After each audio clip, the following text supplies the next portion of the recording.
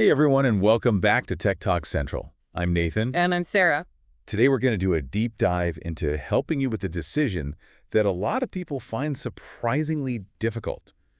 Ultrabooks versus traditional laptops. Yeah, for sure. It's a real struggle out there. It is. Yeah, you can get lost in all those specs and all the marketing jargon. Oh, absolutely. So we're here to try to help you navigate all of that and make the best decision for you. All right, so let's jump right in and talk about Ultrabooks first. Those are the real sleek contenders these days. Yes. And you sent me some info about a couple MSI models, the Modern 13 and the Prestige 13 EVO. Yes. And just looking at them, portability just jumps out as a major plus, right?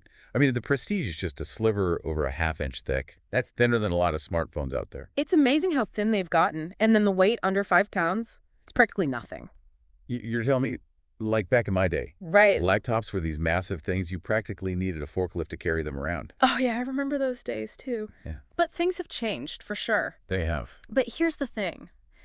Though that focus on portability doesn't mean you're sacrificing power. The Modern 13, for example, has an Intel Core i7 processor. Wow. Which is pretty impressive for such a thin little machine. Yeah, and the Prestige 13s rocks an Intel Core i5. Yes. So, you're not really settling for something underpowered just because you want something that's, lightweight and portable and stylish. Exactly. You're getting a lot of power in a small package. Okay, so for most everyday tasks, web browsing, email, maybe a little light photo editing, Ultrabooks can hold their own. Absolutely. But what about when you really need to push things to the limit? Like if you're into video editing, 3D modeling, or, serious hardcore gaming, would an Ultrabook still cut it?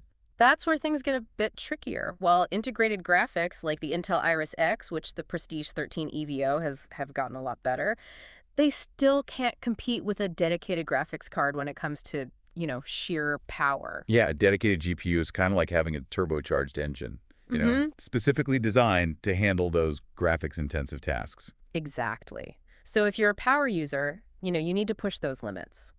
A traditional laptop with the dedicated graphics card might still be the better option for you. So we've got Ultrabooks taking the gold for portability. Definitely. But traditional laptops might have the power advantage. Yeah, I would say so. What about battery life, though? I feel like that's always been a big selling point for Ultrabooks. Oh, absolutely. And some Ultrabooks, like the Prestige 13 EVO, advertise all-day battery life, which sounds amazing if you're always on the go. Right. But I'm always a little skeptical about those claims. Understandably so. I mean, real-world battery life depends on so many things. It really does, yeah. Your usage, screen brightness, what software you're running. Temperature even. It's crazy. Yeah, there are a lot of factors. So while some Prestige users rave about getting, a full day's work on a single charge, others say they fall short of those expectations. So it's always a good idea to check out real user reviews to see how the battery actually performs in different situations. Always a good idea. And it's worth noting that sometimes traditional laptops have an edge in battery life just because they have more space for a bigger battery. Yeah, that makes sense. It's like having a bigger fuel tank Exactly. for your computing adventures. Exactly. All right. But let's move on to another important factor. Features and connectivity.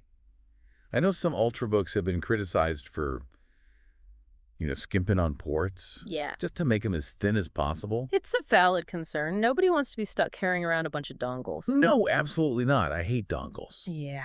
But looking at the Modern 13, it seems to have a pretty good selection of ports, which is always a plus for me. Yeah, it does. And the Prestige even includes Thunderbolt 4. Now, for those who might not know, Thunderbolt 4 is basically a superhighway for data transfer. Yeah, it's incredibly fast. Like, you could transfer a 4K movie in seconds. Really? Yeah, or connect to external displays and high-performance peripherals without any issues. That's amazing. It's really impressive technology. Yeah, but even with all these advancements, traditional laptops still tend to offer a wider variety of ports. That's true. You'll often find things like Ethernet ports, multiple USB-A ports, and SD card slots, which are essential for photographers and videographers. Yeah, sometimes those seemingly outdated ports are still really important for certain workflows. Absolutely. So we've got portability and potentially battery life in favor of Ultrabooks. Yeah. While traditional laptops might win out on power and connectivity options. But there's one more big thing we need to talk about: price. Ah, yes. The ultimate deciding factor for a lot of people. So the MSI Modern 13 with its Intel Core i7, 16 gigs of RAM, and a 1 terabyte SSD comes in at $916.61. Okay. And the Prestige, with its Core i5 Intel Iris X graphics and equally impressive storage, is a bit pricier at $989.01. All right. Not exactly impulse buys, are they? No, definitely not. Ultrabooks definitely tend to have a higher price tag compared to traditional laptops with similar specs. But you're also paying for those premium materials, that sleek design and the craftsmanship that goes into making them so thin and light. It's like buying a really nice watch. Yeah. Yeah. You're not just paying for the timekeeping, you're paying for the artistry and precision. That's a great analogy. Okay, so starting with Ultrabooks, one of the biggest drawbacks, I think, is the limited upgradeability. Yeah, that's a big one. I remember back in the day when you could easily open up a laptop and, swap out the RAM or the hard drive for an upgrade. But with a lot of Ultrabooks, It's just not possible. it's just not an option. You're right. That thin and light design often comes at the cost of, user-accessible components. Yeah, you're pretty much stuck with the specs you choose when you buy it. So if you're someone who likes to tinker with their tech, or you think you might need more storage or RAM down the line, A traditional laptop is probably a better bet. yeah, for sure.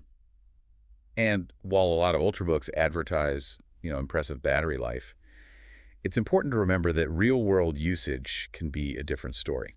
Definitely. Yeah, we touched on this earlier. Yeah. But it's worth repeating. Those battery life estimates you see can be really misleading, Yeah. especially when manufacturers run their tests with the screen brightness cranked up and, Yeah. barely any applications running. All right, so if you're planning on using your Ultrabook for, more demanding tasks, or if you like to keep your screen brightness high, that advertised all-day battery life might shrink quite a bit. It might. Yeah. And that's another area where traditional laptops can have an advantage. Right, because of the bigger batteries. Exactly. Speaking of having an advantage, another area where traditional laptops often excel is in the port selection. Yes, ports. The more, the merrier. I'm a sucker for a good selection of ports. As you should be. I I want all the options. Yeah, you never know what you're going to need. Exactly. So while Ultrabooks are catching up, traditional laptops still tend to offer a more comprehensive set of connections. Things like Ethernet ports, multiple USB-A ports, Right. and those SD card slots that photographers and videographers love so much. Sometimes those seemingly outdated ports are still super essential for certain workflows. Absolutely. Okay, so we've talked about the potential downsides of Ultrabooks. Let's shift gears and talk about traditional laptops.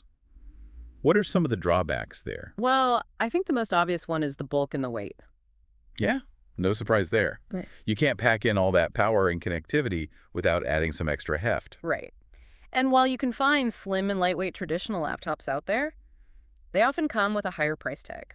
So you might end up paying a premium for portability on the traditional laptop side, Yeah. while you're paying a premium for performance and features on the Ultrabook side. It seems like it always comes down to trade-offs. It really does. Another trade-off to consider with traditional laptops is the design. Okay. Functionality is king, but aesthetics sometimes take a back seat. Yeah, I get it. They can be a bit less, shall we say, sleek Yeah, they're not always the prettiest. compared to their Ultrabook counterparts. Right. But, not everyone prioritizes looks. Right. Some people just want a machine that gets the job done. A workhorse. Yeah, exactly. And for those people, a traditional laptop might be perfect. Okay, so we've explored the pros and cons of both Ultrabooks and traditional laptops. But I think there's one more important factor to consider, and that's sustainability. Oh, that's a really good point. More and more people are thinking about the environmental impact of their tech purchases. Absolutely. And in our research, we noticed that the MSI Modern 13 has an EPEAT Gold certification. Oh. Now, for those who might not be familiar with that term, EPEAT stands for Electronic Product Environmental Assessment Tool, and it's basically a global standard for evaluating the environmental impact of electronic devices. so it's like a green seal of approval for electronics. Exactly.